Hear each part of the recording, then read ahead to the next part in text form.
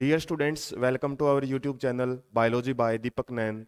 और जैसा कि आप जानते हैं, हमने जो एमसीक्यू सीरीज स्टार्ट की हुई है उसके अंदर हम ओल्ड एनसीईआरटी के बेस पे 6 चैप्टर हैं वो कवर कर चुके हैं, या फिर हम बोल सकते हैं 2 यूनिट हम प्रॉपरली कवर करने की तरफ बढ़ रहे हैं। जिसके अंदर सेकंड जो यूनिट है हेरिडिटी एंड इवोल्यूशन, उसका आज हम लास्ट चैप्टर है वो शुरू करने जा रहे हैं। और चैप्टर का नाम क्या है, जैसा आप देख पा रहे हो, इवोल्यूशन। और बड़ा ही इंटरेस्टिंग चैप्टर है, और इसके हम ऐसे ही 45 क्वेश्चन से सॉल्व करेंगे। फर्स्ट पार्ट में आज जो डिस्कशन रहेगा 1 to 15 क्वेश्चन सॉल्व किए जाएंगे। इसके अलावा हम इस चैप्टर का एक ब्रीफ इंट्रोडक्शन भी जरूर देखेंगे। ब्रीफ इंट्रोडक्शन है वो भी आपको इस चैप्टर थोड़ा बताया जाएगा, ताकि उससे रिलेटेड जो क्वेश्चंस हैं वो आपके सॉल्व होते हैं। वैसे तो ये चैप्टर है तो हिस्टोरिकल चैप्टर, फिर हम बोल सकते हैं जैसे हिस्ट्री हम पढ़ते हैं एसएससी में, तो काफ़ी कुछ डेट वगैरह आ जाती हैं, कुछ प्रीवियस स्टोरी आ जाती हैं, तो वो इस चैप्टर से रिलेटेड आपको ध्यान में रखना रहता है।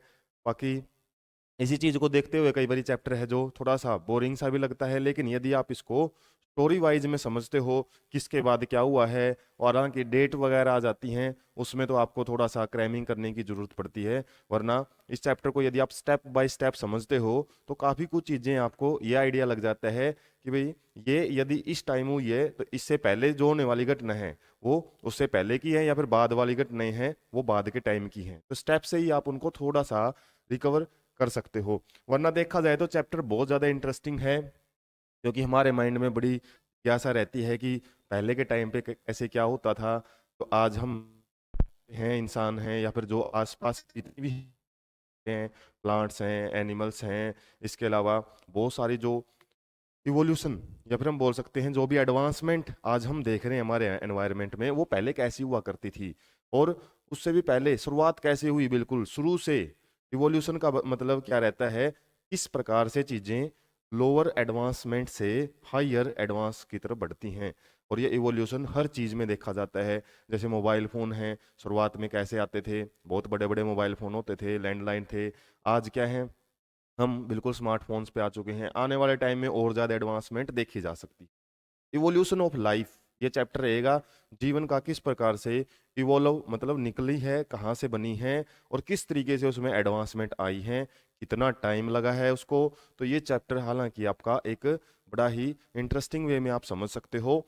तो हम स्टार्ट कर लेते हैं ब्रीफ इंट्रोडक्शन से, और मेनली हम पढ़ेंगे क्वेश्चन 1 से 15। और डायरेक्ट क्वेश्चन ज़्यादा बनते हैं इस चैप्टर से, कॉन्सेप्ट इतने ज़्यादा नहीं हैं। थ्योरीज हैं, किन साइंटिस्ट ने दी हैं, इसके अलावा कब क्या हुआ है, इवोल्यूशन की एक शॉर्ट स्टोरी है वो रहती है। तो ज़्यादा इसमें कॉन्सेप्चुअल मिलेंगी, डायरेक्ट क्वेश्चन ज़्यादा बनेंगे।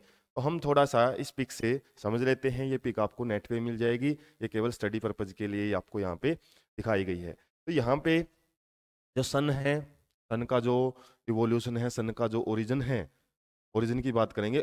इवोल्यूशन और ओरिजिन में दोनों में डिफरेंस रहता है।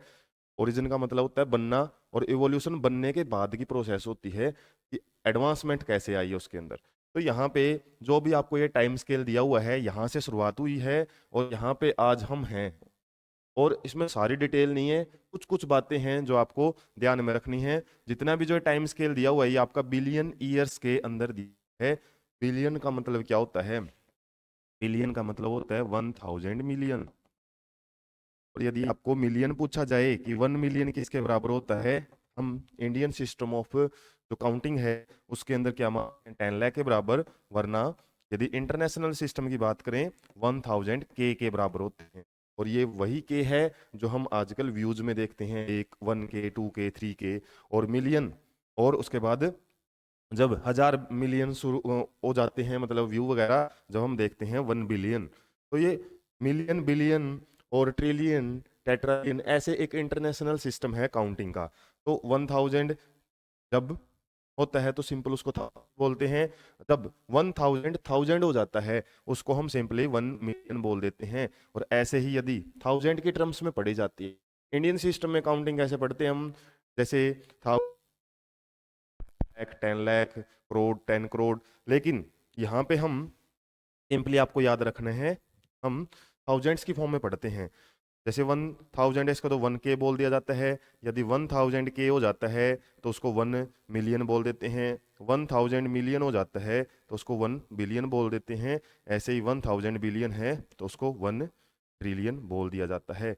तो ज़्यादातर हम बिलियंस की टर्म में ज़्यादा बातें पढ़ते हैं। जैसे ह्यूमन पॉपुलेशन है आज के टाइम, वो लगभग कितनी है, 8 बिलियन के आसपास। और बिलियन को यदि हम सीधा कंपैरिजन करें ना हमारे इंडियन सिस्टम के साथ, तो वो किसके बराबर होता है, 1 अरब के बराबर होता है। हम बोलते हैं 1 अरब, 10 अरब, करोड़ के बाद आता है जो, तो 1 बिलियन सीधा सीधा 1 अरब के बराबर होता है। तो यहाँ पे जैसे ये 5 लिखा हुआ है, 5, उसके बाद 4, 3, 2, 1, पे जितनी भी आपकी कंडीशंस हैं ये बिलियंस की हैं। तो यहाँ पे क्या बात बोली है, बिलियन साल पहले। और यहाँ पे है 5 बिलियन, मतलब 5 अरब साल पहले जो हमारा सन है, ये मतलब इग्नाइट होना या फिर ये जलना शुरू हुआ था। और सन की जो एज है वो 5 बिलियन ऐसे ही मानते हैं। 5 अरब साल उसको हो चुकी हैं ग्लो करते हुए, और 5 बिलियन साल तक ही ये क्या करेगा, ग्लो करेगा। तो ऐसा माना जाता है कि ये आप टाइम में अभी चल रहा है फिलहाल। तो 5 बिलियन ईयर्स पहले जो सन है वो हम बोल सकते हैं उसका ओरिजिन माना जाता है। उसके बाद फिर जो अर्थ का ओरिजिन है वो लगभग कितना माना जाता है, 4.5 बिलियन ईयर्स, लगभग 4.5 अरब साल पहले माना जाता है कि जो अर्थ है इसका ओरिजिन हुआ है। बिग बैंग थ्योरी जो पढ़ते हैं हम, बिग बैंग थ्योरी के बाद की ही जो अर्थ है, अर्थ माना जाता है कि जितने भी ये प्लैनेट्स वगैरह हैं सन से ही टूट के बने हैं। उसके बाद इसको ठंडा होने में टाइम लगा है अर्थ को, उसके बाद जीवन की स्टार्टिंग हुई है। और यदि लाइफ की स्टार्टिंग की बात करें तो ये थोड़ा सा आगे का टाइम है।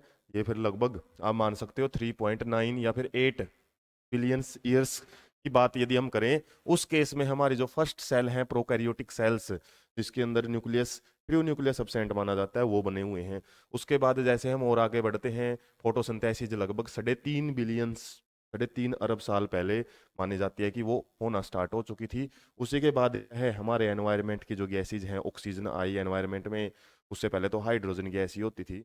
तो शुरुआत में तो कुछ भी नहीं था जो आज हम देख पा रहे हैं। ये चीजें क्या है, टाइम टू टाइम, और ये नहीं कि कल हुई है, परसों हुई है, या फिर पिछली जनरेशन में हुई है। इनको होने में आप इमेजिन कर सकते हो 1 बिलियन ईयर का टाइम लगा हुआ है। उसके बाद जैसे हम और आगे बढ़ते हैं, जैसे एटमॉस्फेरिक ऑक्सीजन, फोटोसिंथेसिस जब हुई तो ये ज्यादा अमाउंट में कभी इकट्ठी हुई है, लगभग यदि हम बात करें 2.4 बिलियंस ईयर्स के बाद से पहले मतलब। और उसके बाद जैसे जैसे हम आगे बढ़ते हैं, यूकैरियोट्स हैं वो बने हैं लगभग 2.1 बिलियन साल पहले।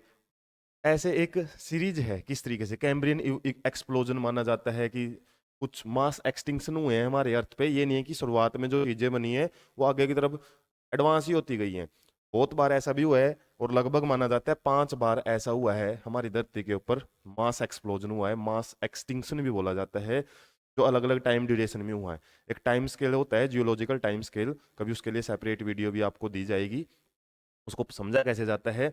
तो जितने भी टाइम स्केल है ना, उसके अंदर माना जाता है आज तक हम कितने 5 मास एक्सटिंक्शन का मतलब ये होता है पूरी की पूरी अर्थ के ऊपर मैक्सिमम 95 या 99% जो स्पीसीज हैं वो एक्सटिंक्ट हो चुकी हैं। इवोल्यूशन हुआ, उसके बाद बहुत सारी चीजें, कुछ ऐसा हो सकता है नेचुरल कैलामाइट्स कुछ ऐसा आए जिसने सब कुछ साफ कर दिया। और ऐसे ही काफी सारे ऐसा माना जाता है जैसे कैम्ब्रियन एक्सप्लोजन है। ऐसे ही जैसे रेप्टाइल्स ये थे, डायनासोर थे, और डायनासोर के बाद भी इसी प्रकार का क्या था, एक माना जाता है कि जो मेटेरियोट है वो गिरा अर्थ पे, और उसकी वजह से मैक्सिमम स्पीसीज है वो खत्म हो चुकी थी। और कई सालों तक वो स्पीसीज अच्छे से आगे, कुछ बची खुची स्पीसीज भी आगे नहीं वो हो पाई थी। तो ये काफी ऐसा टाइम हुआ। जैसे आर्कियोप्टेरिक्स हम पढ़ते हैं, ये क्या है, एक कनेक्टिंग लिंक माना जाता है रेप्टाइल और के बीच में। तो ये कब आए, तो यहाँ से जो ड्यूरेशन है ना आपका पॉइंटों में शुरू हो चुके हैं। ये देख सकते हो आप, 0.7 है, 0.5 है। ये सिंपल क्या है, यदि आप 1 बिलियन को या फिर 1000 मिलियन को 0.7 से मल्टीप्लाई कर देते तो कितना आ जाता है, लगभग 700 मिलियन। तो यहाँ पे मिलियंस में टर्म शुरू हो चुकी हैं। ये मिलियंस का टर्म है, ये मान सकते हो 700 मिलियन साल पहले आपकी क्या आ चुकी है, कोरल्स वगैरह हैं, ये हम पढ़ते हैं जो पोरीफेरा वगैरह ये बनने शुरू हो चुके थे। और स्पंजिज वगैरह है, फंजाई वगैरह है, ये भी लगभग इसी ड्यूरेशन में आए थे। उसके बाद जैसे हम बढ़ते हैं आगे 0.5, 500 मिलियन साल पहले। अब मिलियन की बात आ गई है, वह बिलियन की थी। ये बिलियन यहाँ तक था, 1 तक जो आप देख रहे हो, उसके बाद ये बिलियंस का ही जिक्र आ रहा है।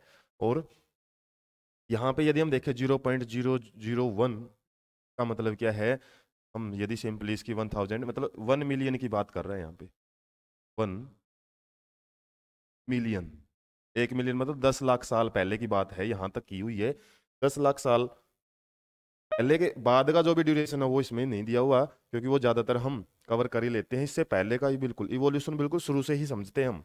तो यहाँ पे देख सकते हैं फ्लावर्स वगैरह बीज वगैरह हैं। 0.1 का मतलब क्या है कि लगभग 100 मिलियन ईयर्स एगो ये आपके धरती पे आ चुके थे। उसके बाद जैसे प्राइमेट्स हैं हमारे जो पूर्वज माने जाते हैं, वो कब आए हैं, 0.01 मतलब ये मान सकते हैं हम 10 मिलियन साल पहले। उसके बाद 0.005 भी लिखा हुआ है यहाँ पे, इसका मतलब 5 मिलियन 50 लाख साल पहले क्या आए हुए हैं लगभग हमारे जो आर्डिबिथिकस रेमेडिस। रेमेडिस यही इवोल्यूशन ऑफ मैन में हम पढ़ते हैं, अलग अलग एंसेस्टर आते हैं। फायर का इवोल्यूशन माना जाता है, ये हम देख सकते हैं 0.001 मतलब 10 लाख साल, मतलब 10 लाख ईयर्स एगो, या फिर 1 मिलियन ईयर्स एगो है वो मानते हैं। ऐसे ही हम होमोसैपियंस है वो देख लेते हैं। होमोसैपियंस का ये जो नंबर दिया हुआ है 0.0002, इसको यदि हम किस में काउंट करें, मिलियंस में, मिलियंस में काउंट करेंगे 1000 के साथ मल्टीप्लाई करके, तो कितना आ जाएगा 0.2 मिलियन। और मिलियन 1000 में आगे कन्वर्ट करेंगे तो 0.2 की फिर 1000 के साथ मल्टीप्लाई करें तो कितना आएगा, लगभग 200 के, मतलब 200,000 साल पहले सकते हैं। और 200,000 साल पहले का मतलब यही है कि 1000, 10,000, लाख और 10 लाख, 20 लाख साल पहले माना जाता है। 20 lakh years, 20 lakh years ago हम होमो सैपियंस ह्यूमंस का इवोल्यूशन मानते हैं। उसके बाद जो हमने लिखना कब सीखा, राइटिंग। राइटिंग में अभी एक पॉइंट और आगे यहाँ पे हम सर चुके हैं, जिसमें यदि हम 0.00001 की मल्टीप्लाई ऐसे ही 1000 में इसको लेके आए तो लगभग कितना आएगा ये, 10 के, मतलब 1 lakh years ago, 1 lakh years ago है जो वो हमने लिखना सीखा है। इसके बाद की जो बातें हैं, आगे बहुत सारी बातें और भी आ जाती हैं। ये तो जस्ट एक आइडिया आपको दिया है किस तरीके से हमारी अर्थ पे चीजें हैं वो बदली हैं ह्यूमंस के अकॉर्डिंग, हम डिस्कशन करते आ रहे हैं। इसके अलावा डायनासोर्स हैं, रेप्टाइल्स हैं, डिसीज वगैरह हैं, कब बनी है, इनका अलग अलग ड्यूरेशन होता है। तो इस चैप्टर में हमने समझना क्या है, सिंपली ओरिजिन ऑफ लाइफ देखना है। इसके अलावा थोड़ा बहुत ओरिजिन की भी दिया हुआ है, ओरिजिन ऑफ यूनिवर्स भी दिया है, यूनिवर्स का ओरिजिन एंड अर्थ का ओरिजिन। और अर्थ के ओरिजिन के बाद ये आएगा ओरिजिन ऑफ, और ओरिजिन ऑफ लाइफ से रिलेटेड कुछ थ्योरीज हैं जो आपको शुरुआत में दी हुई हैं। तो कैसे माना जाता है कि धरती पे जो लाइफ है वो आई है, तो कुछ थ्योरीज हैं। कुछ का मानना है कि स्पॉन्टेनियस स्पॉन्टेनियस जनरेशंस, अपने आप ही चीजें हैं वो बनी हैं, किसी का कोई रोल नहीं है, स्पॉन्टेनियस मतलब अपने आप होने वाली घटनाएं।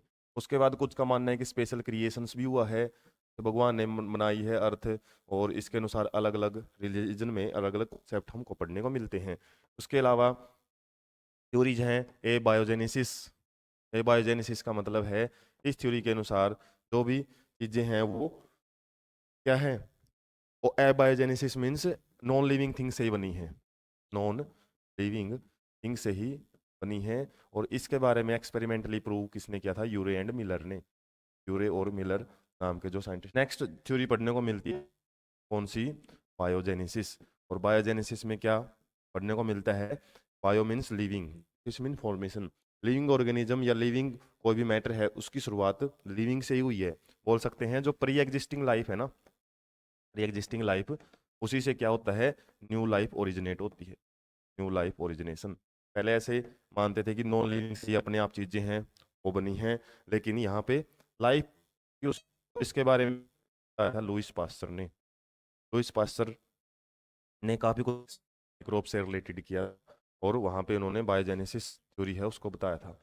इस तरीके से भी पढ़ते हैं कि पेनस्पर्मिया की थ्योरी भी होती है कि पेनस्पर्मिया किसी अदर प्लेनेट से आउटर लाइफ या फिर फॉरेन लाइफ के बारे में बताया हुआ है कि किसी दूसरी प्लेनेट से कोई सीड टाइप की चीज है या लाइफ का एक छोटा सा अंश आया है, और उसी से हमारी अर्थ के ऊपर जो इवोल्यूशन है आगे फर्दर हुआ है, ये पेनस्पर्मिया थ्योरी भी मानते हैं। तो ये रहती है आपकी theories of origin of life.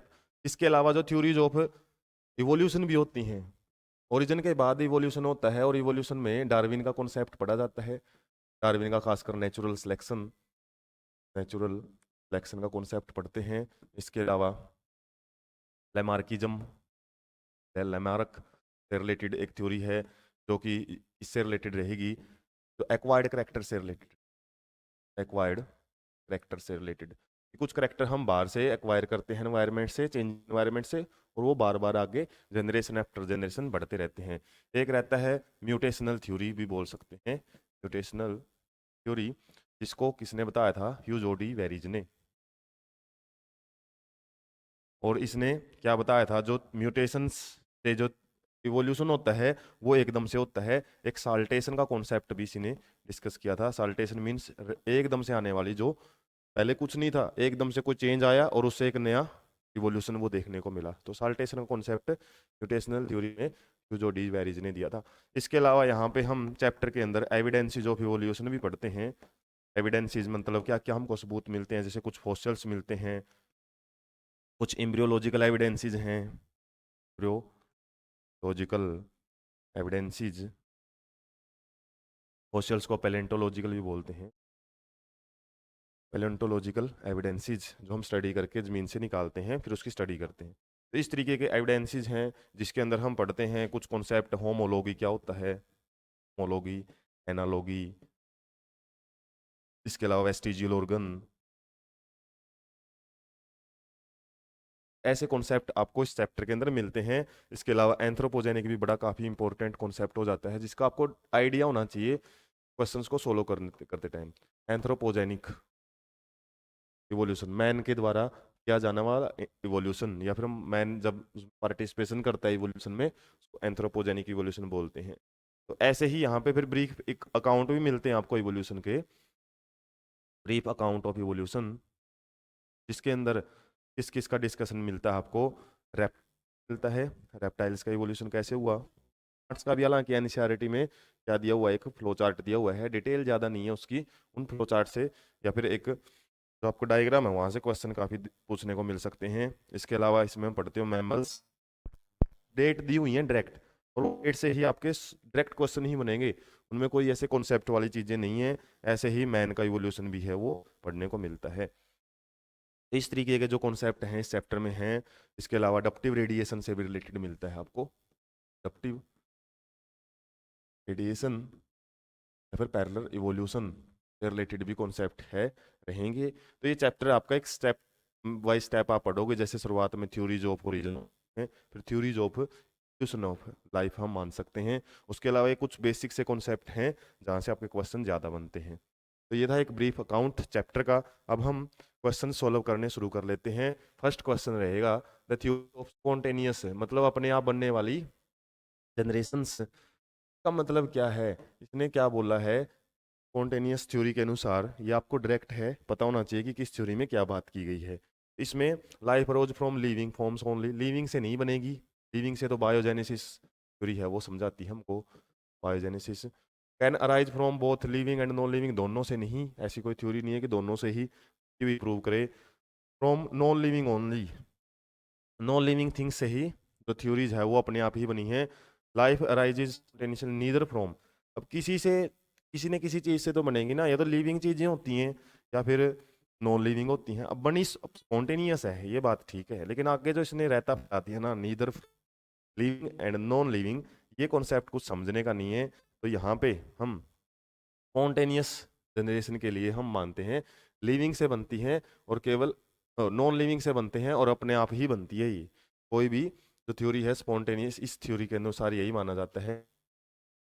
फिर पहले था ही नहीं, लिविंग नाम की तो कोई चीज़ थी नहीं, तो बनेगी तो जाहिर सी बात है नॉन लिविंग से ही, और वो अपने आप बनी है, ये जरूर है। स्पॉन्टेनियस का मतलब अपने आप ही बनना, इस थ्योरी के अनुसार ऐसा माना जाता है।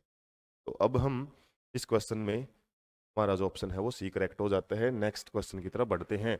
पैलेंटोलॉजिकल, अभी मैंने वर्ड डिस्कस किया था। पैलेंटोलॉजिकल का मतलब क्या होता है, फॉसिल से रिलेटेड। जब हम किसी भी चीज़ को डिस्कवर करते हैं अर्थ से निकाल के और करते हैं, जैसे डायनासोर्स के जितने भी फॉसिल स्टडी करते हैं ना, पैलेंटोलॉजिकल एविडेंसेस आते हैं। एविडेंसेस मीन्स सबूत, जिसके बेस पे हम अपने फैक्ट दें कि भाई ऐसी ही हुई होगी चीजें। अब जाके तो किसी ने नहीं देखा उतने टाइम पहले, कौन था, ना कोई कैमरे थे ना कोई लोग थे वहां पे, तो एविडेंसेस के बेस पे हम क्या मानते हैं कि चीजें ऐसी हुई होगी। तो यहाँ पे पैलेंटोलॉजिकल में हम किसके बारे में पढ़ते हैं, मेनली फॉसिल्स के बारे में। एनालोगस और होमोलोगस ऑर्गन्स, ये आपके अलग कॉन्सेप्ट होते हैं, हालांकि एविडेंसेस के एक प्रकार के ये भी। इसके अलावा डेवलपमेंट ऑफ एम्ब्रियो को एम्ब्रियोलॉजिकल एविडेंसेस मानते हैं। एविडेंसेस एम्ब्रियोज किस तरीके से डेवलप होते हैं वोम के अंदर, या फिर जो वोम नहीं है इसके अलावा दूसरे ऑर्गेनिजम्स में जो डेवलपमेंटल स्टेज होती हैं वो किस तरीके से मैच करती हैं एक ऑर्गेनिज्म की दूसरे से, वो पढ़ी जाती हैं डेवलपमेंटल एम्ब्रियो में। तो हमारा आंसर फॉसिल से रिलेटेड रहेगा। नेक्स्ट क्वेश्चन बढ़ लेते हैं। क्वेश्चन यहाँ पे आपको डायरेक्ट ही मिलेंगे, ज्यादा ऐसे नहीं है कि थ्योरेटिकल क्वेश्चन ज्यादा है या फिर कॉन्सेप्चुअल ज्यादा मिलेंगे। ये एक दो क्वेश्चन आपको जरूर मिल जाता है, इसमें पॉपुलेशन जेनेटिक्स से रिलेटेड मिल जाता है। Population genetics, population genetics means जो जीन्स है हमारी बॉडी के अंदर वो एक ग्रुप में किस तरीके से काम करते हैं, या फिर पॉपुलेशन के अंदर हम किस तरीके की वेरिएशन देखते हैं। और इसको समझाया था किसने, हार्डी एंड विनबर्ग ने। हार्डी विनबर्ग प्रिंसिपल, इन्होंने एक क्या दिया था, अपना एक सिद्धांत दिया था जिसके बेस पे इन्होंने पॉपुलेशन के अंदर आने वाली वेरिएशंस को किस तरीके से या फ्रीक्वेंसी किस तरीके से चेंज होती है ऑर्गेनिजम्स की या एलिल्स की, उन्होंने समझाया था। और इसके अनुसार हम क्या समझते हैं, P square plus 2 PQ, book में दी हुई है अपना एक बिल्कुल थ्योरी, या फिर हम बोल सकते हैं फॉर्मूला, और उसके बाद क्यू स्केयर इक्वल टू, इनके अनुसार ये कॉन्सेप्ट है वो समझा था। और जो P है एंड Q है ये दोनों मिलके आपका 1 बनाते हैं। मतलब जितने P का मतलब क्या है, यहाँ पे कितने नंबर में हमारे जीन प्रेजेंट है। जैसे इसमें आया ना, जीन किसी पॉपुलेशन में जीन M और जीन M, स्मॉल m और कैपिटल M, कैपिटल और स्मॉल m की बात ये बोला है इक्वल नंबर में है। तो ये मैथमेटिकल पोर्शन रहता है का, जो थोड़े हद तक आपको कंफ्यूज कर सकता है। और क्वेश्चन ज्यादातर इसी कॉन्सेप्ट से आते हैं इस थ्योरी में। यही है कि मान लो जैसे हमारे जो करेक्टर्स होते हैं पेयर्स में होते हैं, प्रिंसिपल ऑफ इनहेरिटेंस में हमने पढ़ा था, capital M, capital M small M हो सकता है और स्मॉल एम हो सकता है। अब कोई भी करेक्टर है ना इन्हीं 3 फॉर्म में मिल सकता है किसी भी पॉपुलेशन में, और इनको बनाने का जिम्मा किसका है, तीनों फॉर्म का। एक तो कैपिटल एम का है और एक स्मॉल एम का है। ये क्या है, हमारे एलिल्स हम बोल सकते हैं इनको। एलिल्स किसी भी पॉपुलेशन में क्या मिलते हैं, एक करेक्टर के लिए ज्यादातर केसेस में 2 एलील हम पढ़ते हैं। हालांकि और भी मल्टीपल एलिज्म भी हमने कॉन्सेप्ट देखा था, वो एक अलग पॉइंट हो जाता है, लेकिन यहाँ पे हम 2 एलील्स का जिक्र करते हैं। और दोनों एलील मिलके ही क्या करते हैं, पूरी पॉपुलेशन है उसको के अंदर वो पाए जाते हैं। अब इसने बोला है कि एम, कैपिटल एम और स्मॉल एम दोनों इक्वल अमाउंट में हैं, और दोनों का सम है कैपिटल एम और स्मॉल एम दोनों एक, मतलब टोटल कुछ नहीं पाया जाएगा। और दोनों क्या बोल रहे हैं इसने, इक्वल हैं। यदि इसको एक्स मान लिया और इसको एक्स मान लिया हमने, तो क्या है कि अमाउंट की बात करें हम 1 के बराबर ही है, टू 1, एक्स की वैल्यू कितनी आ गई 1/2 इक्वल टू 0.5। मतलब एम है वो भी 0.5 है और स्मॉल एम है वो भी 0.5 है, का जो नंबर हम बोल सकते हैं, अमाउंट बोल सकते हैं। तो इस तरीके से हमने ये फाइंड आउट कर लिया कि इनकी अमाउंट कितनी है। और आपसे इस थ्योरी के बेस पे क्वेश्चन ऐसे ही बनते हैं, जैसे पी और क्यू में बोल दिया, अलग अलग वैल्यू दे देते हैं। पी की वैल्यू दे दी 0.3, तो क्यू की वैल्यू आप कितनी निकालोगे, 1 में से माइनस कर लो 0.7 आ जाती है, सिंपल। तो इन्हीं से रिलेटेड क्वेश्चन बनते हैं यहाँ पे। और फिर आपसे इस फॉर्मूले में लगा के वैल्यू पुट पूछी जाती है, परसेंटेज में पूछ सकता है या पॉइंटों में, वो देख लेते हैं कैसे। अब जैसे इस क्वेश्चन को ही समझेंगे, ने बोल दिया कैपिटल एम और स्मॉल एम 0.5 है, और आपसे पूछा हुआ है परसेंटेज कितनी आएगी। परसेंटेज किसकी, अब ये तो है एलिल हैं, लेकिन हमारे करेक्टर तो पेयर में मिलते हैं, capital M capital M, capital M small M और स्मॉल एम स्मॉल एम।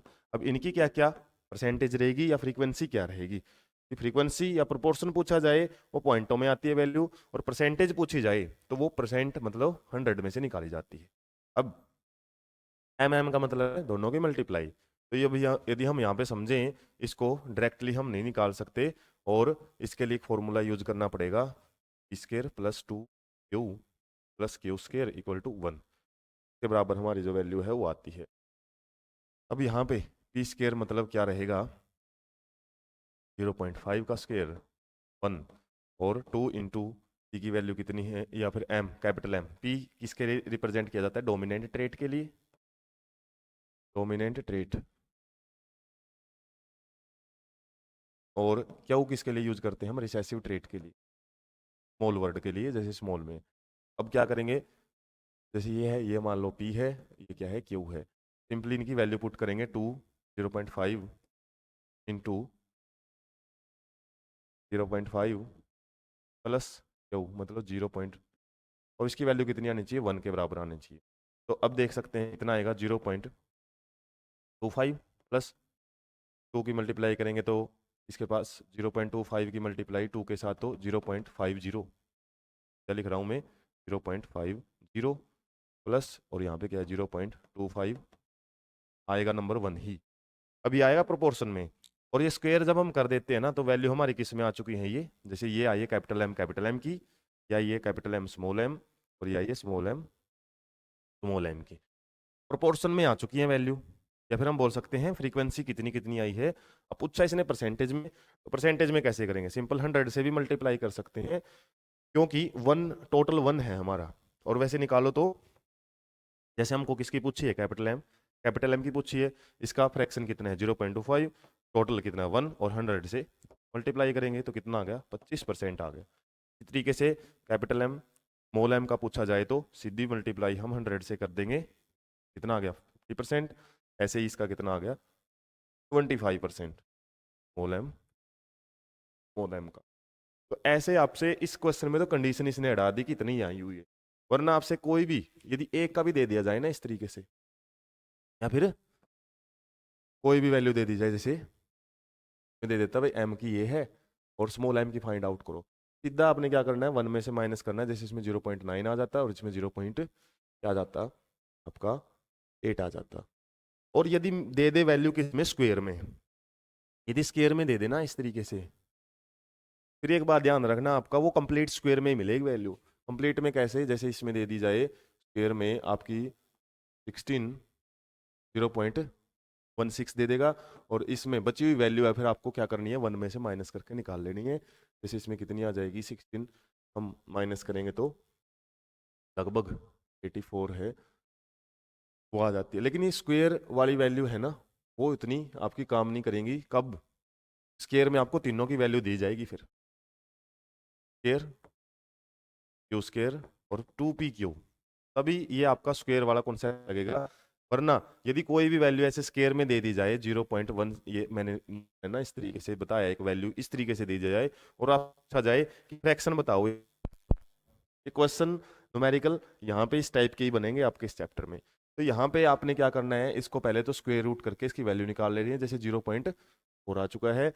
फिर हम क्या करेंगे, क्यू की वैल्यू निकाल लेंगे, ये हमारी पी की वैल्यू आ गई है, और क्यू की क्या आएगी 1 में से 0.4 माइनस कर देंगे तो 0.6 आ जाएगा। 0.6 आया, फिर क्यू स्क्वायर की वैल्यू हमारे पास कितनी आ गई 0.36, और 2p क्यू की 2 इंटू 0.4 इंटू 0.6, तो यहाँ से वैल्यू कितनी आ जाएगी हमारी 0.48। और जब इस वैल्यू को इसको 1 बनेगा, तो वहां पे कंफ्यूज मत हो जाना। जैसे कि एक वैल्यू आपको 0.16 दे दी मान लो पी स्क्वायर की, तो क्यू की स्क्वायर की आप 1 में से माइनस करके निकाल रहे हो 84, वो आपका रोंग हो सकता है। पहले इसको क्या करो, सिंपल पी में लेके आओ, मतलब इसका स्क्वायर रूट करो 0.4, के बाद क्यू की वैल्यू क्या आ जाएगी 1 में से माइनस करो 0.6, फिर 2p क्यू की आप वैल्यू इजिली फाइंड आउट कर सकते हो। तो ये फॉर्मूला रहेगा ना जो इसके बेस पे, ये जस्ट दो वैल्यूज का ही सारा का सारा रिजल्ट है। एक वैल्यू आपको पॉइंट में दे दी ना, और वो देखना आपने पी की दे रखी है या पी स्केयर की दे रखी है। पी की दी मिलेगी तो सिंपल आपका कोई भी नंबर मिल सकता है 0.3 0.1, लेकिन क्यों पी स्केयर में वैल्यू दी मिलेगी ना, कंप्लीट स्क्वायर में मिलेगी, जैसे 0. ये मिल सकता है आपको 36 या फिर 81 भी मिल सकता है, या फिर 49, इस तरीके से कंप्लीट स्क्वायर में मिलेगी स्क्वायर की वैल्यू। तो ये याद रखना है, एक वैल्यू यदि आपको पास है दूसरी वैल्यू आप निकाल सकते हो, और वहां से आपको किसी का भी फ्रैक्शन आपसे पूछा जा सकता है, खासकर 2p क्यू का ज्यादा पूछ लिया जाता है। ये तो मैथ में भी आता है ना फॉर्मूला, क्या रहता है, ए प्लस बी का स्क्वायर इक्वल टू 1। ये इक्वल टू 1 वाला जो कॉन्सेप्ट है ना, वो हर डिवीनबर्ग ने दिया था। इसके अलावा इसको खोल के तो हम मैथ में पढ़ते हैं, square plus B square plus 2ab और इक्वल टू 1। ये इक्वल टू 1 का याद रखना है बस आपने। और बाकी थोड़े बहुत 2-3 क्वेश्चन प्रैक्टिस करोगे, हो सकते हैं नेक्स्ट पार्ट में भी इससे रिलेटेड क्वेश्चन मिले, तो वहां से भी हम सॉल्व कर सकते हैं। तो इसका आंसर हमने क्या देखा है, 25%, 50% और 25% हमारा ऑप्शन है वो करेक्ट रहेगा इक्वल के बेस पे। और कुछ वैल्यू दे देता तो उसका मैंने आईडी आपको दे दिया है, वैसे प्रैक्टिस कर सकते हो सॉल्व करने की। और क्वेश्चन इससे बाहर ना तो आपको बोर्ड एग्जाम में मिलते हैं ना नीट में मिलते हैं, पॉइंटों में वैल्यू देके और उससे पूछ लिया जाता है। इसके अलावा इसमें नेक्स्ट क्वेश्चन देख लेते हैं, the following form from the following elements was active in primitive earth. जो पुराने वाली अर्थ थी, जब अर्थ शुरू शुरू में बनी थी, उस केस में कौन सा एलिमेंट ज्यादा अमाउंट में था। और हाइड्रोजन है ना, हाइड्रोजन की बात करें, पूरे यूनिवर्स में सबसे ज्यादा पाया जाने वाला एलिमेंट है। यूनिवर्स में सबसे ज्यादा पाया जाने वाला एलिमेंट। अर्थ में तो अलग अलग बात है कि काफी सारे एलिमेंट है, वो अर्थ क्रस्ट में अलग हैं, उसके बाद मेंटल लेयर में अलग हैं। लेकिन और गैसेज में हम ज्यादातर क्या पढ़ते हैं, नाइट्रोजन गैस ज्यादा है। लेकिन प्रिमिटिव एटमॉस्फेयर में सिंपल सी बात है, ऑल कंक्लूजन निकाले हम, हाइड्रोजन सबसे ज्यादा है पूरे यूनिवर्स में। तो हाइड्रोजन ही था शुरुआत के अंदर। एक रिड्यूसिंग एनवायरनमेंट बोला जाता है, रिड्यूसिंग एनवायरनमेंट मतलब, रिड्यूसिंग का मतलब क्या होता है, रिडक्शन, एडिशन ऑफ हाइड्रोजन, ये होता है ना, एडिशन ऑफ हाइड्रोजन। तो उस टाइम रिड्यूसिंग एनवायरनमेंट की वजह से ही माना जाता है जो ओरिजिन ऑफ लाइफ है ना, वो हुआ है। और यदि ऑक्सीजन होती ना अच्छी खासी अमाउंट में उस केस में, तब इवोल्यूशन नहीं हो सकता था। ऑक्सीजन क्या है, इवोल्यूशन मतलब आगे बढ़ाने में तो हेल्पफुल है, जैसे हमारे लिए काफी बेनिफिशियल है। लेकिन शुरुआती फेज में किसी भी चीज को बनने के लिए ऑक्सीजन है वो इंपॉर्टेंट नहीं है। ऑक्सीडेशन वाला एनवायरनमेंट होता ना, तो हम ओरिजिन ऑफ लाइफ की हम इमेजिनेशन नहीं कर सकते थे। रिड्यूसिंग एनवायरनमेंट या रिडक्शन वाला एनवायरनमेंट, या फिर बोल सकते हैं हाइड्रोजन होने की वजह से ही काफ़ी थ्योरी हैं जो इसको बिल्कुल सही प्रूव करती हैं कि रिडक्शन हुआ उस केस में, तभी हमारे पास क्या हुआ, आज इवोल्यूशन है वो देखने को मिला। ऑक्सीजन ऑक्सीडेशन करती रहती है चीज़ों का, और ज़्यादा ऑक्सीजन तो फिर भी हमारे लिए नुकसानदायक ही है। जैसे हम 21% में रहने की हमको आदत है, यदि ये सोचे ना ऑक्सीजन अच्छी चीज़ है और हमको 100% ऑक्सीजन में रखा जाए, तो हम वो तो कुछ पेशेंट को दी जाती है मेडिकली, वो अलग बात है प्रॉब्लम के टाइम। लेकिन यदि हमको इसी में रखा जाए काफ़ी लंबे टाइम तक, तो ये प्रॉब्लमेटिक हो सकती है। ऑक्सीजन क्या करती है, ऑक्सीडेंट्स हम खाते हैं ना, एंटीऑक्सीडेंट्स खाते हैं। एंटीऑक्सीडेंट्स क्या है, हमारी बॉडी में कुछ फ्री रेडिकल ऑक्सीजन बनते रहते हैं, तो वो बाकी की सेल्स को डैमेज कर सकते हैं, काफी सारे केमिकल्स हमारी बॉडी में। तो ये नहीं है कि ऑक्सीजन अच्छी चीज है तो ये हमेशा हमारे लिए बेनिफिशियल ही रहेगी। तो हर चीज का एक लिमिट अमाउंट है, और उसी के बेस पे ही इवोल्यूशन में एक ऑर्गेनिज्म अपने आप अडप्ट किए हुए है। तो शुरुआत आपने याद रखनी है, हाइड्रोजन में ही ज्यादा, उस टाइम हाइड्रोजन ज्यादा एनवायरनमेंट में था। Question number 5, which of the following option is related with Darwin. Darwin ने किससे रिलेटेड बताया था, मैंने अभी आइडिया दे दिया था आपको, नेचुरल सिलेक्शन से रिलेटेड। नेचर ऑर्गेनिजम्स को परखती है, टेस्ट लेती है, और जो ऑर्गेनिज्म उसके बेस पे उसको सही लगता है तो उसी को वो सर्वाइव करने का मौका देती है, बाकी ऑर्गेनिजम्स को निकालती रहती है आराम आराम से अर्थ से। तो नेचुरल कॉन्सेप्ट डार्विन ने दिया था। डार्विन फिंचीज भी हम पढ़ते हैं, डार्विन फिंचीज जिनको उन्होंने स्टडी किया था गैलापागोस आइलैंड के ऊपर, और 13 टाइप की स्पीसीज है वो स्टडी की थी, और वहीं से बताया था कि अलग अलग ऑर्गेनिज्म अपने आप को अडॉप्ट कर लेता है। इनका कौन सा किसने दिया था, ह्यूजो डी वेरिज ने, जो डी वेरिज ने, और जबकि एक्वायर्ड कैरेक्टर्स का लेमार्क ने दिया था, लेमार्क। और ये तीन साइंटिस्ट ही किसके बारे में समझते हैं हम, थ्योरीज ऑफ इवोल्यूशन में पढ़ते, थ्योरीज ऑफ इवोल्यूशन। तो ये आपको बेसिक्स आइडिया याद रखना पड़ेगा, इसी से रिलेटेड हो सकता है आगे भी क्वेश्चन आपके। Four limbs of higher vertebrates is an example of what. Vertebrates में जो फोर लिम्स हैं, आगे के जो पांव या फिर हम बोल सकते हैं इंसानों में आंत हैं, और इसके अलावा बाकी सारे जो वर्टिब्रेट्स में आपकी आ जाती हैं फिशीज, एम्फीबियंस, रेप्टाइल्स, के अलावा एव्स,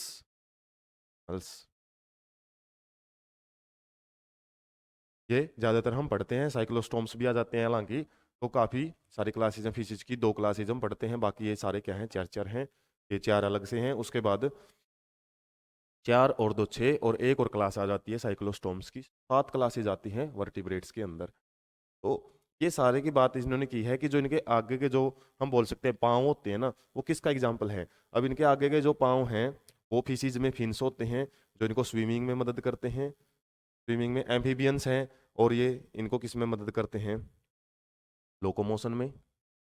एव्स को फ्लाइंग में मदद करते हैं। और मैमल्स को ज़्यादातर हम जैसे ह्यूमंस है, ह्यूमंस में तो अलग अलग एक्टिविटी करते हैं, इसके अलावा बाकी मैमल्स में भी ये लोकोमोशन का ही काम करते हैं, इधर उधर जाने के लिए मदद करते हैं जानवरों को। तो जो आगे के यदि हम लिम्स की स्ट्रक्चर देखें, वो ओरिजिन उनका बेसिक होता है, स्ट्रक्चर भी सेम होती है लगभग। जैसे हमारी बोन्स वगैरह होती है ना फोर लिम्स में, ये रेडियस अल्ना वगैरह ह्यूमरस वगैरह, ये लगभग सब में सेम होती हैं, लेकिन फंक्शन इनके अलग अलग होते हैं। स्ट्रक्चर सेम फंक्शन अलग, उनको हम बोलते हैं होमोलोगस ऑर्गन्स। और यदि उल्टा हो, फंक्शंस क्या हो, सेम हो और स्ट्रक्चर डिफरेंट हो, स्ट्रक्चर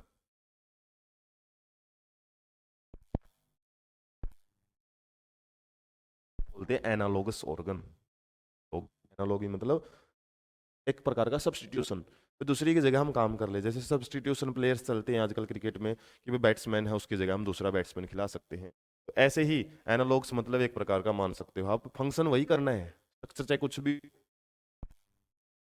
बैटिंग का ही करना है, मतलब ये बात है एनालॉगस की। Homologous, homo mean same, लोगस mean structure. Connecting link क्या करते हैं, ये दो अलग जो ग्रुप्स ऑफ ऑर्गेनिज्म है उनको कनेक्ट करने का काम करते हैं। जैसे ए बीच में हमने पढ़ा था एक आर्कियो एरिक्स, एक ऐसा ऑर्गेनिज्म माना जाता है जिसके अंदर एव्स मतलब बर्ड्स के भी करेक्टर थे और रेप्टाइल्स के भी करेक्टर माने जाते हैं।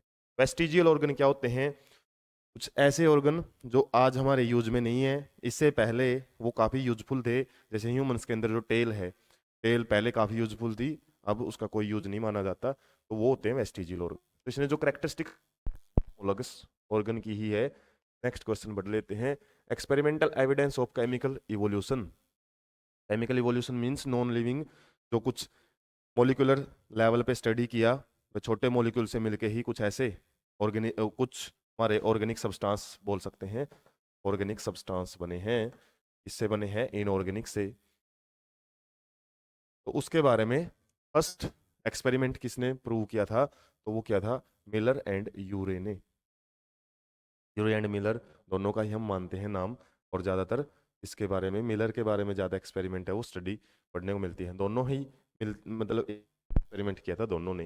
हार्डिन एंड हार्डिन एंड ओपरेन, ये दोनों साइंटिस्ट है ना, इन्होंने कोसरवेट्स का बताया था। कोसरवेट्स मतलब किस तरीके से जो ऑर्गेनिक सब्सटेंस है वो आगे जुड़ जुड़ के उन्होंने फर्दर जो ऑर्गेनिक या सेल टाइप की चीजें हैं वो बनानी शुरू कर दी थी। बेसिक जो शुरुआत थी ना इसकी ऑर्गेनिक सब्सटेंस बनने की, वो यूरे एंड मिलर ने बताई थी, लेकिन बात इन्होंने बता दी थी, पहले किया था। हम एनसीईआरटी में भी देखेंगे ना, हेल्डन एंड ओप्रेन ने पहले एक्सपेरिमेंट किया हुआ है और यूरे एंड बाद के हैं, और जो बाद वालों ने ना बात पहले वाली बताई हुई है, और जो पहले वाले साइंटिस्ट थे उन्होंने आगे का स्टेप क्लियर किया हुआ है। ये थोड़ा सा आपको स्टेप याद करने पड़ेंगे किसने क्या बताया है। तो यहाँ पे सिंपली केमिकल इवोल्यूशन का कॉन्सेप्ट किसने दिया था, मिलर ने या यूरे, दोनों नाम आ जाए तो। और इन्होंने किसके बारे में, कोसरवेट्स मतलब कुछ ऐसे एग्रीगेशन, ऑर्गेनिक सब्सटेंस आपस में एग्रीगेट होके बड़े मॉलिक्यूल्स बनाते हैं, और आगे वो क्या है फिर बायो मॉलिक्यूल्स में कन्वर्ट हो जाते हैं, फिर वो सेल ऑर्गेनेलिज में फिर सेल बनती हैं। इस तरीके से जो आगे की तरफ इवोल्यूशन वो बढ़ जाता है। आगे आपसे पूछा हुआ है more identical dentition. Dentition means arrangement of teeth, arrangement of teeth in mouth, या फिर बक्कल कैविटी भी बोल सकते हैं, बक्कल कैविटी या फिर जा जबड़े में। तो हमारा जो मैन, मॉडर्न मैन है, उसका डेंटिशन, दांतों का जो अरेंजमेंट है वो किसके साथ ज्यादा मैच करता है। इनमें आपको दो नाम में दिए, एक तो रामापिथेकस, एक डायपिथेकस। रामा मीन्स ये मैन लाइक थे, जो श्री राम हम याद रख सकते हैं ह्यूमन एक के लिए रामापिथिकस, और डायपिथिकस ऐसे थे कि ऐप लाइक थे, ये बंदरों जैसे होते थे। तो मैन लाइक थे जो जाहिर सी बात है, डेंटिसन रामापिथिकस का ही मैन करता था। डायपिथिकस क्या है, ये एप लाइक बंदरों जैसे जो एंसेस्टर हैं, बंदरों के एंसेस्टर मान सकते हैं हम ड्रायोपिथिकस को। रामापिथिकस क्या है, ह्यूमंस के होमोसैपियंस के एंसेस्टर हैं, जाहिर सी बात है डेंटिशन अरेंजमेंट भी इन्हीं के साथ ही मैच करेगा। Next, variation caused by mutation was proposed by Hugo de Vries, ये हमने डिस्कस कर लिया है। तो इन्होंने किसका कॉन्सेप्ट बताया था, इन्होंने बताया था जो म्यूटेशन है ना वो रैंडम होती हैं। रैंडम मतलब किसी भी डायरेक्शन में किसी भी तरीके से हो सकती हैं, पॉजिटिव भी हो सकती है, नेगेटिव भी, अच्छी भी, बुरी भी, और डायरेक्शन लेस होती हैं। डायरेक्शन लेस मतलब नेचुरल सिलेक्शन में तो थोड़ा सा हम पढ़ते हैं ना, नेचुरल सिलेक्शन उसमें तो जो मानते हैं कि डार्विन ने बताया था कि ऑर्गेनिज्म को किसी एक पार्टिकुलर करेक्टर के लिए वो क्या कर लेती हैं, अच्छे से एडप्टेबल बना लेती हैं, मतलब हम बोल सकते हैं एक प्रकार का डायरेक्शन उनके पास होता है। लेकिन ये जो डिपेरिज ने बोला था डायरेक्शन लेस होती हैं और ये एकदम से होती हैं। अल्टेशन का कॉन्सेप्ट मतलब एकदम से होना देखा जाता है म्यूटेशन का, ये नहीं है कि जैसे 100 साल या फिर 100 मिलियन साल तक कुछ नहीं चेंज, उसके बाद आने वाली 10 साल 15 साल या 100 साल में बहुत अच्छा चेंज है वो देखने को मिला। तो ये साल्टेशन का कॉन्सेप्ट भी ह्यू जोडी वेरिज ने दिया था और इन्होंने ही बताया था रैंडम होती हैं, ऐसे भी हो सकती हैं, और डायरेक्शन लेस किसी भी चीज में हो सकती हैं, वो अच्छी भी करेक्टर भी आ सकता है ऑर्गेनिज्म में और बुरा भी आ सकता है। तो वो नेचर के लिए जरूरी नहीं है कि नेचर के लिए उसको अडॉप्ट करने वाला करेक्टर ही मिले। और नेचुरल सिलेक्शन में केवल इंपॉर्टेंट करेक्टर्स में ही क्या देखा जाता है, इवोल्यूशन देखा जाता है। नेक्स्ट बढ़ लेते हैं, मैच द फॉलोइंग होमिनिड, ये डायरेक्ट क्वेश्चन ही है, यदि आपको आते हैं तभी ये सोल्व हो पाएंगे। फिर भी आपको थोड़ा सा आइडिया मैं दे देता हूँ, इस टाइप का यदि आपको मैचिंग मिल जाए ना, फिर आप ये देखो कि मैचिंग कहाँ पे सबसे ज्यादा आ रही है। अब जैसे देखो इसमें ट्रिक थोड़ा सा बताने की कोशिश की है ताकि इसका यदि आपको आंसर होगा तो फिर तो आप डायरेक्ट कवर ही कर सकते हो। अब यहाँ पे ए के साथ में ना या ए बी सी डी में एक जैसे ऑप्शन आए हुए हैं, और यहाँ पे यदि हम बात करें इन ऑप्शंस की भी, ये भी क्या है डायरेक्ट तीन जगह पे आए हुए हैं। इसका मतलब आपको ए का थर्ड और डी का सेकंड पे तो कंफ्यूजन होना नहीं चाहिए। इस काफी ट्रिक काम कर जाती है। उसके बाद कंफ्यूजन किस पे है थोड़ा सा, यदि हम बी और सी पे देखें, और बी और सी में यदि हम बात करें यहाँ पे इनके ही, तो हमने सेकंड और थर्ड को कंप्लीट कर लिया, वन एंड फोर्थ हमारा बचा हुआ है। अब ये वन और फोर्थ को देख लो, यदि आपसे कवर हो सकते हैं जैसे वन और फोर्थ, इनका यदि आपको थोड़ा सा आइडिया लगता है तो वहीं से आपका सोल्व हो सकता है। और बचे कौन कौन से हैं, बी और सी, ये दो बचे हुए हैं। होमो इरेक्ट, होमो निंथेलिनिस, अब इसको देखते हैं ना, ये लगभग हमारे होमो सैपियंस जो सबसे एडवांस मैन माना जाता है ना उसके बिल्कुल पास का ही है। और इसकी जो क्रेनियल कैपेसिटी है, ब्रेन की कैपेसिटी मानते हैं हम, सीसी के अंदर मापते हैं क्यूबिक सेंटीमीटर, जैसे इंजन की कैपेसिटी मानते हैं ना कितने सीसी का इंजन है, वही एक प्रकार का वॉल्यूम से रिलेटेड होता है ये। तो निंडरथेलिस है ना, ये हमारे होमोसैपियंस के पास के ही है बिल्कुल, इन्हीं से होमोसैपियंस का इवोल्यूशन माना जाता है। और होमोसैपियंस की क्रेनियल कैपेसिटी तो आपको याद रखनी पड़ेगी, लगभग 1400 टू 1600 तक मिलती है इसी तक। तो ये दोनों में यदि हमको कंफ्यूजन है तो यहाँ पे निंडरथेलिस और यहाँ देख सकते हैं 1400 सीसी बचा हुआ है, और एक ये इरेक्टस, इरेक्टस थोड़ा शुरुआत का है जब इवोल्यूशन की बात चल रही थी। अभी हम देखेंगे भी एक चार्ट से, और यहाँ से हम क्या समझ सकते हैं, होमो निंडरथेलिस क्या है फोर्थ के साथ है, तो यहाँ पे यदि हम बात करें बी का फोर्थ के साथ है और बच गया वो ए के साथ है, तो सी ऑप्शन यहाँ पे हमारा करेक्ट हो जाता है। वरना तो ये जो क्यूबिक कैपेसिटीज हैं, ऐसे क्यूबिक सेंटीमीटर में जो क्रेनियल कैपेसिटी दी हुई है, ब्रेन का साइज दिया हुआ है, ये आपको याद ही रखना पड़ेगा। एक जैसे इसमें सीरीज भी मैंने यहाँ पे डाली हुई है जिसके अंदर जो हमारा ड्रायोपिथिकस है, उसके बाद रामापिथिकस है, उससे मतलब ड्रायोपिथिकस से ही हमारे रामापिथिकस बने हुए हैं, फिर अलग अलग इवोल्यूशन हुआ है और काफी नाम आ जाते हैं। कुछ नाम आपको कहीं कहीं मिलते हैं, जैसे इसमें होमोसैपियंस फोसिल्स, उसके बाद होमोसैपियंस सैपियंस, जो मॉडर्न मैन है का जिक्र दिया हुआ है, मॉडर्न मैन। इसके अलावा ये काफ़ी सारे ऐसी स्पीसीज आई हैं जो ह्यूमन, जो मॉडर्न मैन के एंसेस्टर माने जाते हैं, पूर्वज माने जाते हैं। और इन्हीं के बीच में ये निंडरथेलिस मैन है ना, वो कहाँ पे प्रेजेंट होता है, होमोसैपियंस सैपियंस में। और ये फोसिल्स, नाम ही फोसिल्स रख दिया ये क्योंकि हमारे आज जैसे ह्यूमंस के साथ मैच नहीं करते हैं, कुछ मिलते जुलते हैं, तो इन दोनों के बीच में ही आता है निंडरथेलियंस। और इनकी कैपेसिटी कितनी होती है, लगभग 1400 सीसी। और इनकी आपको कैपेसिटी याद रखनी पड़ेगी। और कैपेसिटी में भी क्या हुआ है, एक ग्रेडेशन मिलता है हमको, समझने वाली बात यह है कि ग्रेडेशन के बेस पे काम हो रहा है, यहाँ पे एक इंक्रीज है, बढ़ रहा है। और ब्रेन साइज या फिर क्रेनियल कैपेसिटी का बढ़ना क्या शो करता है कि जैसे जैसे हम आगे बढ़ रहे हैं हमारा दिमाग ज़्यादा से ज़्यादा मैच्योर या फिर ज़्यादा से ज़्यादा एक साइज में इंक्रीजमेंट देखने को मिल रहा है। इसकी वजह से हमने जो काफ़ी सारी जो हम देख रहे हैं जितनी ज़्यादा टेक्नोलॉजी में सुधार है, ह्यूमन को देख सकते हैं दूसरी स्पीसीज के साथ, दूसरे जानवरों के साथ कंपैरिजन करके कितना ज़्यादा उन्होंने क्या किया है, अपने आप को एडवांस बना लिया है। और एडवांस बनाने का सबसे सीधा सा कॉन्सेप्ट ब्रेन से है, कितना है या ब्रेन कितना डेवलप्ड करते हैं।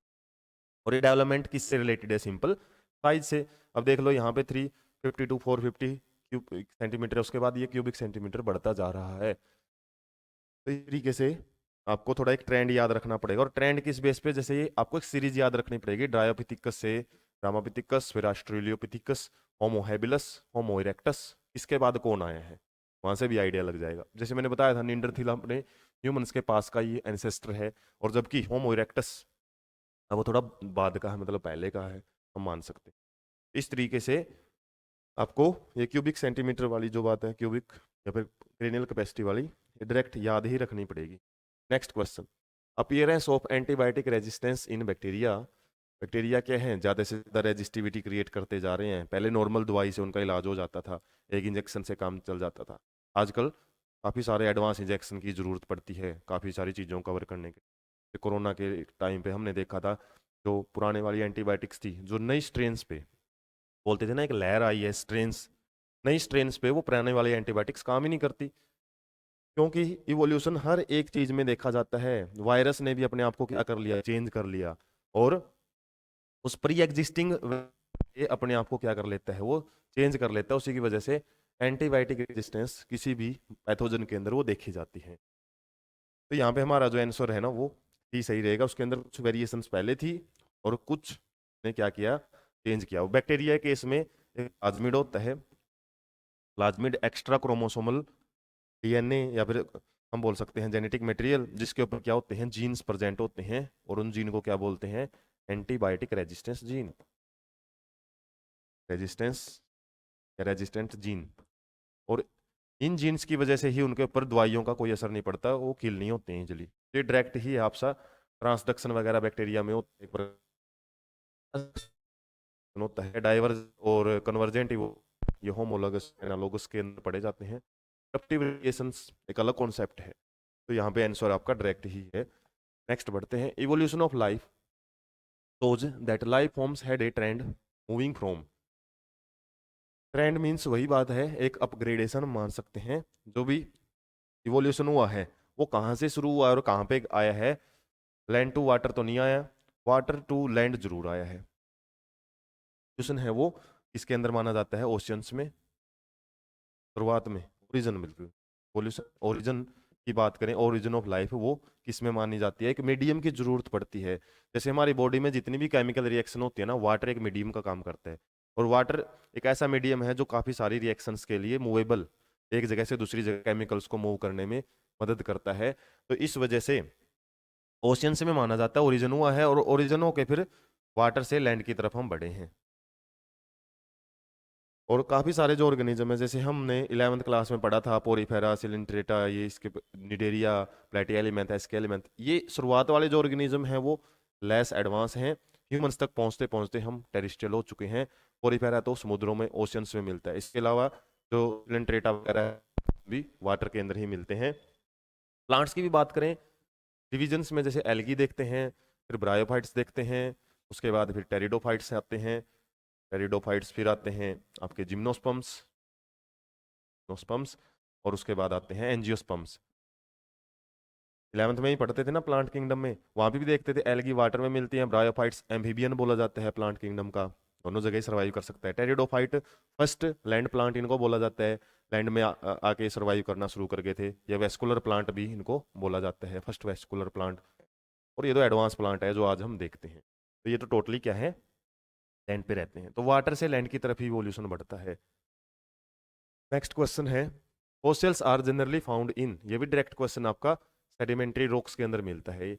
और जियोग्राफी में पढ़ते हो आप अलग अलग टाइप की जो रॉक्स हैं वो कितनी, मतलब इनकी गहराई के हिसाब से रहता है, कितनी गहराई से हम निकालते हैं ज़्यादातर सेडिमेंट्री रॉक्स, इनके और भी करेक्टरिस्टिक्स हैं। ये ज्योग्राफी से रिलेटेड क्वेश्चन है, तो सिंपली हमको तो यहाँ पे याद ही रखना है बस, सेडिमेंट्री रॉक्स में मिलेंगे फॉसिल्स। उसके बाद सेकंड लास्ट क्वेश्चन है आज का। सेशन लंबा जरूर चला गया, फर्स्ट पार्ट आपको पता ही है लंबा ही चलता है, क्योंकि उसमें हम बेसिक आइडिया भी डिस्कस करते हैं।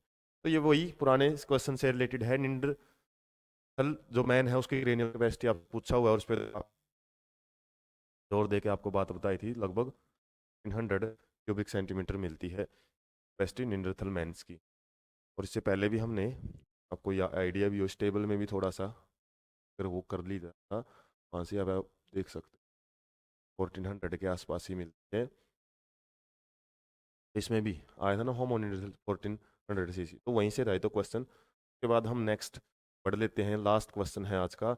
How many years of for the invertebrates were existed. कितने साल पहले जो इनवर्टिब्रेट्स हैं वो माने जाते हैं, इवॉल्व हुए हैं। तो ये डायरेक्ट क्वेश्चन, इनवर्टिब्रेट्स मीन्स जो हम अलग अलग फाइलम पढ़ते हैं, कहाँ से कहाँ, पोरिफेरा से, और जो लास्ट में आता है ना हेमिकोर्डेटा, काइनोडर्मेटा, खासकर जो लास्ट का है हेमिकोर्डेट्स, हेमिकोर्डेट्स तक का इवोल्यूशन। और इवोल्यूशन स्टार्टिंग की बात करिए, पोरिफेरा कब बने हैं, लगभग 500 मिलियंस ईयर्स एगो में बोला, 500 मिलियंस ईयर्स एगो में इनका इवोल्यूशन मानते हैं। डायरेक्ट क्वेश्चन है, रेप्टाइल का इवोल्यूशन कब हुआ है, मैन का कब हुआ है, ये डायरेक्ट ही मिलेंगे आपको, ये तो क्रैम ही करने पड़ेंगे। इन स्टेप में याद रख सकते हो किसके बाद कौन आया है, ताकि आपको ज़्यादा कन्फ्यूजन।